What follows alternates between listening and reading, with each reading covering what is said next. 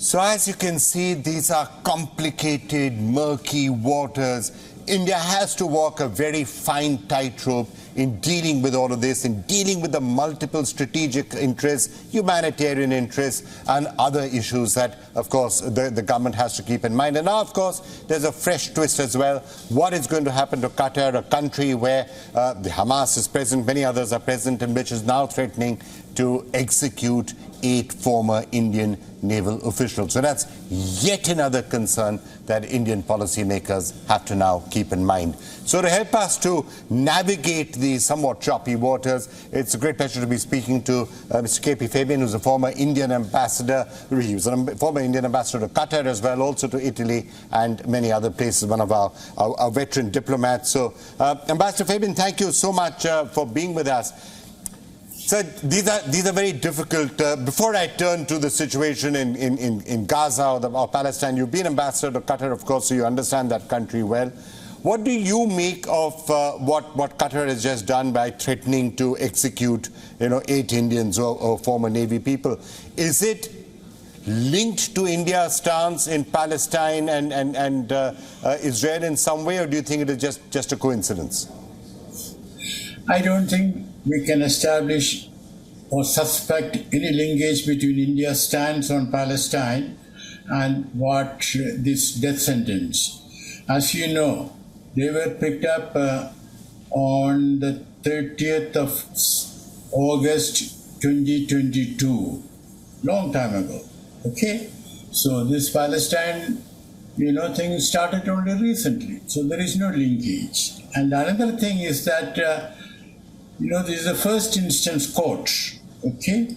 And also we should bear in mind that Qatar does not, I repeat, does not have a tradition of carrying out executions. The last execution, I believe according to Amnesty International, was in 2021 of a Nepalese daily wage earner who had knifed to death a Qatari.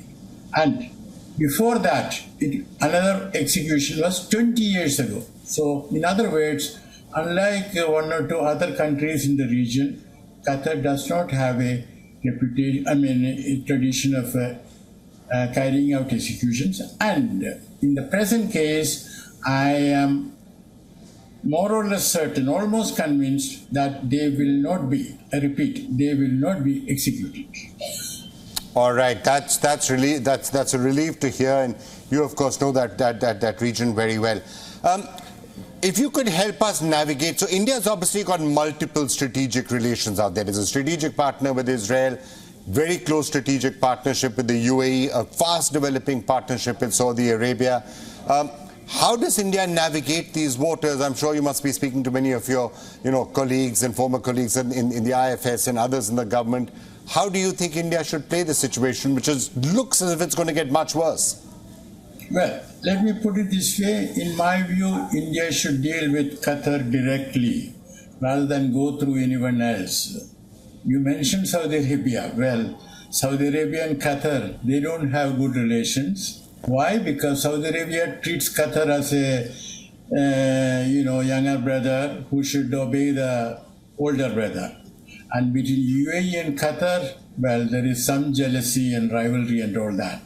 So let us sort of, leave out others. Let us deal with Qatar directly. And in my view, we have 4 options. One is to, go through the legal process. As I said, this is a lower court. Recently, some years ago, when a Filipino was sentenced to death for espionage, same thing, the Court of Appeal reduced it to life sentence.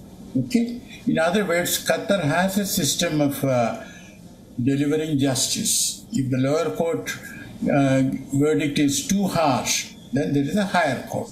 So that's one. Second is diplomatic. When I say diplomatic, well, not only our ambassador, it can also mean a special envoy or even the foreign minister. Okay. Now the third is, well, diplomatic, but at the summit level. In other words, a formal request for pardon should go to the Amir. And after that, at the right time, I repeat my words, at the right time, we should seek a summit meeting after preparing the ground between the Amir and the Prime Minister. The Amir is a young person, is 42, 43, very progressive, and Qatar, which has been sort of, exercising its skills in dispute resolutions, as you know, whether it was between Taliban and the United States or between Iran and the United States. You remember the recent defreezing of $6 billion, and now, of course, the hostages release. So Qatar is not at all interested in spoiling its relations with India, a rising power under Prime Minister Modi's leadership. Right. So we have to handle this carefully.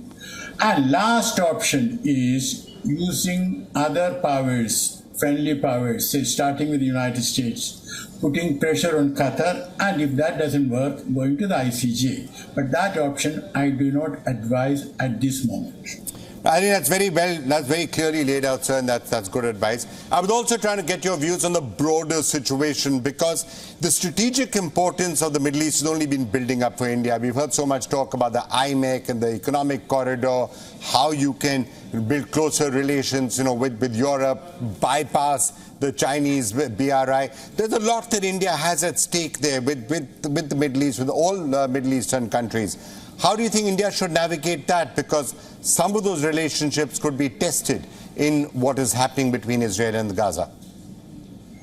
Well, in my view, IMEC is not going to happen as fast as we expected, considering what is happening between Israel and Palestine and the position taken by the UAE and Saudi Arabia. Well, I think we have to sort of, keep it on the back burner for the time being. All right, Ambassador Fabian, thank you so much for joining us with that perspective. Thank you. Thank you. Thank you, sir.